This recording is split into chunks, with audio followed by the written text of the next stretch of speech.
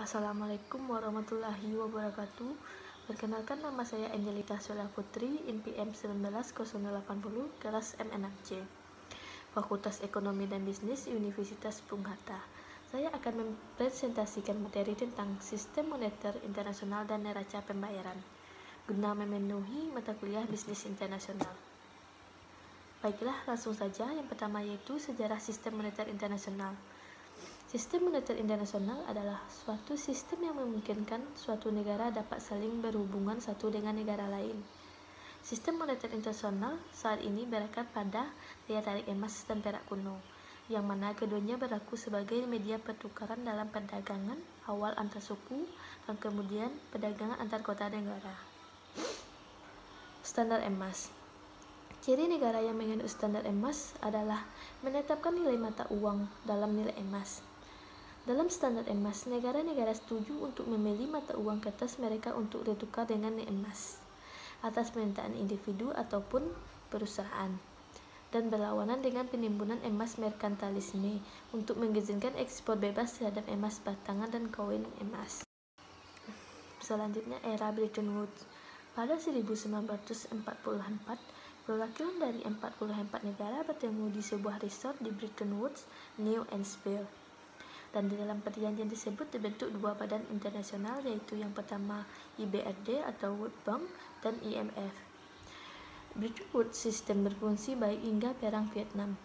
Keuntungan sistem ini adalah dapat mengurangi tekanan perubahan kurs mata uang terhadap mata uang dolar. Mata uang negara-negara di dunia pun relatif stabil karena dijamin oleh dolar Amerika Serikat.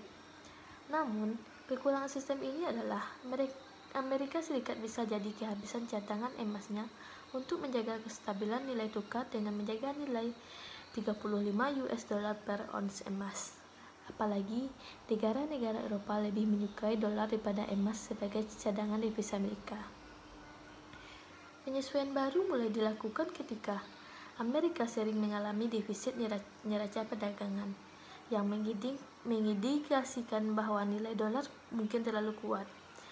Smithsonian Agreement kemudian disetujui pada bulan Desember tahun 1971 yang meminta devaluasi dolar sebesar 8% dan batasan untuk pergerakan kurs tukar lainnya diperluas menjadi 2,25%.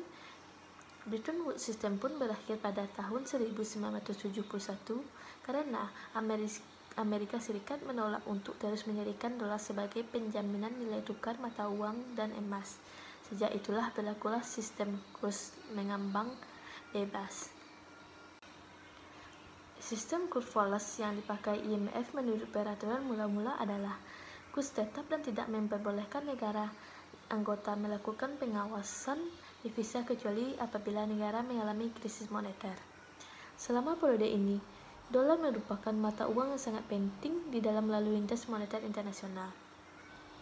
Adapun tujuan pendirian IMF yaitu yang pertama, meningkatkan kerjasama masalah moneter, yang kedua, memperluas perdagangan dan investasi dunia, yang ketiga, mengurangi pembatasan pemerintah terhadap lalu lintas pembayaran internasional, dan yang keempat, menyediakan fasilitas kredit untuk mempertahankan stabilitas kurs bagi negara anggota yang mengalami kesulitan neraca pembayaran. Dan adapun tujuan World Bank adalah memberikan pinjaman dengan bunga relatif rendah kepada berbagai negara untuk mendorong pembangunan ekonomi namun tetap berlandasan profit oriented. Selanjutnya, krisis moneter internasional. Krisis ini muncul disebabkan adanya krisis kepercayaan terhadap USD yang sebelumnya dijamin dan convertible terhadap emas. Hal ini terjadi karena terlalu banyaknya USD yang berada di luar Amerika Serikat, terutama di Eropa, sehingga jaminan emas yang berada pada Federal Reserve Bank tidak mencukupi lagi.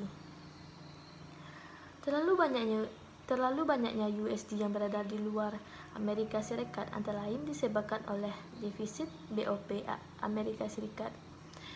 Pertumbuhan ekonomi Eropa dan Jepang sangat pesat. Impor Amerika Serikat di kedua negara tersebut cukup besar, sehingga banyak USD yang berada di luar negeri.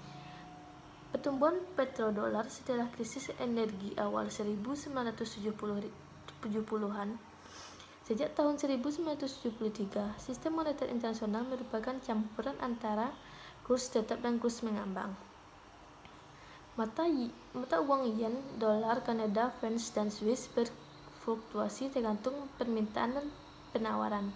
Kadang-kadang, penguasa moneter melakukan campur tangan falas untuk mengurangi fluktuasi kurs yang berlebihan. Selanjutnya, sistem akuntansi balance of payment atau BOP.